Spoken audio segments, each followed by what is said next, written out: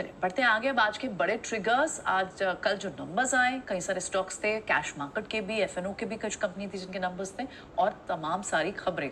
ये सब बताने के लिए पूजा हमारे साथ स्टूडियो में है। पूजा मॉर्निंग, पहले ट्रिगर्स और नंबर्स बताएं। बिल्कुल। Good morning Priyanka. शुरुआत ट्रिगर से करें तो आज नतीजों में बजाज ऑटो के नतीजे आएंगे और वायदा बाजार से SJVN, Samvardhana Motherson, Alkem labs, NBCC, Prestige Estates, इन कंपनियों के नतीजे आएंगे, इस पर होगी नजर।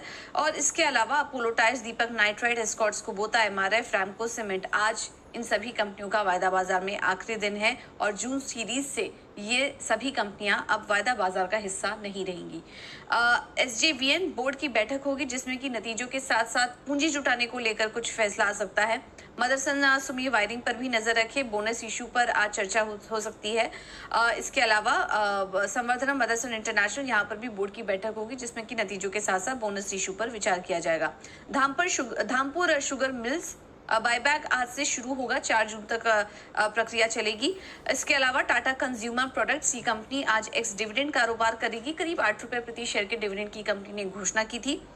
इसके अलावा आईपीएल 2025 से पहला क्वालिफायर मैच होगा आज 7:30 बजे, तो इस पर आज नजर रखें। और इसके अलावा यूएस में पहली तिमाही के जीडीपी के आंकड़े आएंगे, तो यहाँ पर भी होगा फोकस। अब आते हैं नतीजों पर और वायदा बाजार से। दीपक नाइट्राइट ने नतीजे घोषित किए, नतीजे अनुमान से बेहतर हर पैरामीटर्स पर। रेवेन्यू में 2.5% की ग्रोथ, मुनाफा 20% घटा है कंपनी का, लेकिन अनुमान से बेहतर नंबर्स नजर आ रहे हैं ऑपरेशनली। आज कॉन कॉल भी होगी तो देखना होगा वहां से क्या कुछ अपडेट आता है। कमिंस इंडिया, नतीजे मिले जुले हैं। रेवेन्यू में 6% की ग्रोथ है लेकिन मुनाफा घटा है 7% से। आईआरसीटीसी के नतीजे भी मिले जुले ही दिखाई दे रहे हैं, ऑपरेशनली नंबर्स कमजोर हैं, मार्जिन घटे हैं कंपनी के, लेकिन मुनाफा 26% बढ़ा और रेवेन्यू में 10% की बढ़त कंपनी ने दर्ज की। सेल के नतीजे अनुमान से बेहतर नजर आ रहे हैं हर पैमाने पर। रेवेन्यू 5% से बढ़ा कंपनी का, मुनाफे में 16% की बढ़त कंपनी ने दर्ज की है। और बिरला सॉफ्ट, यहाँ पर भी नतीजे कमजोर ही नजर आ रहे हैं अनुमान से। आय घटी है 3.5% से और मुनाफे में भी करीब 4.5% की बढ़त है, लेकिन अनुमान से कमजोर नंबर्स। कैश में बाटा इंडिया, इस पर रखिए नजर, नतीजे कमजोर हैं। रेवेन्यू घटी है करीब 1.25% से, मुनाफे में 27% की गिरावट कंपनी ने दर्ज की। एल्गा इक्विपमेंट्स, नतीजे मजबूत नजर आ रहे हैं कंपनी के। रेवेन्यू में 14% की बढ़त है, मुनाफा 33% बढ़ा कंपनी का।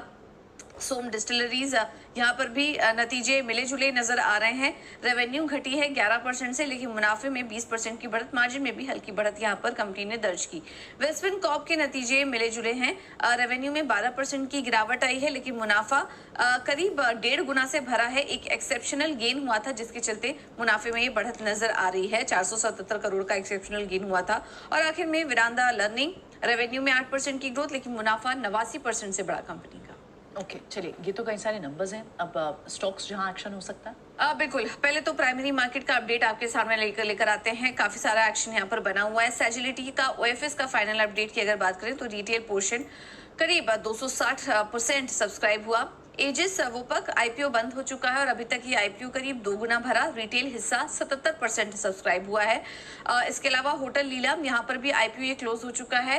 करीब 4.5 गुना ये आईपीओ सब्सक्राइब हुआ है। रिटेल हिस्सा 83% सब्सक्राइब हुआ है। प्रोस्टर्म इंफो सिस्टम, आज ये आईपीओ क्लोज होगा। दूसरे दिन की बात करें तो लगभग 12.5 गुना का सब्सक्रिप्शन यहाँ पर देखने को मिला। रिटेल हिस्सा 13 गुना सब्सक्राइब हुआ है। और स्कोडा ट्यूब्स, ये भी आईपीओ का आज दूसरा दिन होगा। अब तक ये आईपीओ करीब 2 गुना सब्सक्राइब हुआ है। अब आते हैं खबरों वाले शेयर्स पर। इंडसइंड बैंक पर नजर रखिए। इनसाइडर ट्रेडिंग केस में सेबी का अंतरिम ऑर्डर आया है जिसमें कि इंडसइंड बैंक के पूर्व सीईओ पर सेबी ने रोक लगा दी है ट्रेडिंग के लिए, और पूर्व सीईओ समेत 4 अन्य लोगों पर भी सेबी की रोक लगी है। अगले आदेश तक ये ट्रेडिंग पर रोक बनी रहेगी।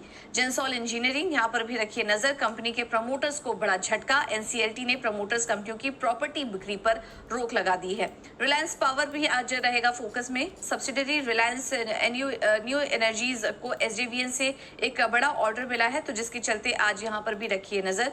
एलटीआई माइंट्री को भी यहाँ पर एक बड़ा कुछ लॉन्च किए हैं। अरामको डिजिटल और एलटीआई माइंट्री ने नेक्स्ट एरा कंपनी लॉन्च की है और विजन 2030 को डिजिटल इनोवेशन बढ़ाने में आगे की तरफ ये कंपनी कदम बढ़ा रही है। इसके अलावा एचजी इंफ्रा कंपनी को यहाँ पर एक लेटर ऑफ इंटेंट मिला है गुजरात ऊर्जा विकास निगम से, और अगले 24 महीने में उनको ये ऑर्डर पूरा करना होगा।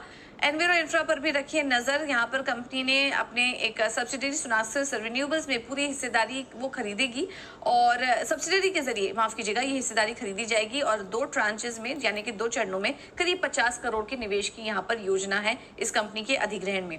इन्फोसिस पर होगा फोकस। कंपनी ने एजेंटिक एआई फाउंड्री लॉन्च किया है यहाँ पर और एंटरप्राइज एआई जर्नी को गति देने के लिए यहाँ पर ये बड़ा लॉन्च इन्फोसिस की तरफ से देखने को मिला। और आखिर में बात करते हैं अदानी एनर्जी सॉल्यूशंस की। 31 मई को बोर्ड की बैठक होगी जिसमें कि फंड जुटाने को लेकर कुछ फैसला आ सकता है। चलिए ठीक है, बहुत बहुत शुक्रिया पूजा, अपने तमाम सारे अपडेट बताने के लिए।